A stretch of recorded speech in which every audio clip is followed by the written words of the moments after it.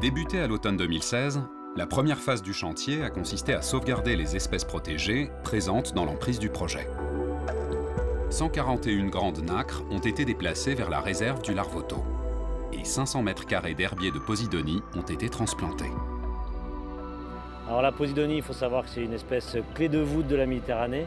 C'est une espèce qui forme des herbiers, des prairies sous-marines, qui sont des frayères pour les poissons, sources d'oxygène, pièges pour le carbone. Et donc c'est très important de faire tout ce qu'il est possible pour sauvegarder cette espèce. Il a été acté, au titre des travaux préparatoires, d'en déplacer 500 mètres carrés dans la réserve du Larvoto et aussi une petite partie sur la digue de Fontvieille pour faire un aménagement paysager, un jardin immergé sous la digue de Fontvieille. Réalisée selon des méthodes innovantes, cette transplantation a nécessité des moyens importants. D'abord, une équipe de 30 personnes mobilisée pendant plus d'1 mois et demi.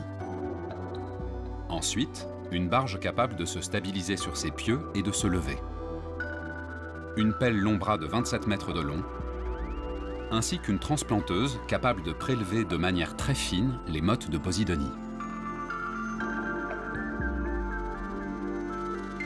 Ces mottes ont ensuite été déposées dans des paniers adaptés, 648 au total, qu'il a fallu transporter une à une dans la réserve du Larvoto et sur la digue de Fontvieille.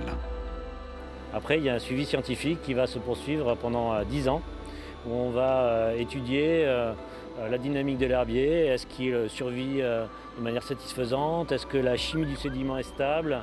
Enfin, il y a vraiment un protocole complexe qui va être mis en place dans les prochaines années. Au-delà des herbiers de Posidonie, Bouygues Travaux Publics s'est engagé à mesurer l'effet de l'extension en mer sur la biodiversité et le milieu. Et ce sera, j'espère, une référence et un exemple pour les projets d'infrastructures à venir qui devront de toute façon prendre en compte l'environnement et la sauvegarde des espèces sensibles, en particulier en Méditerranée.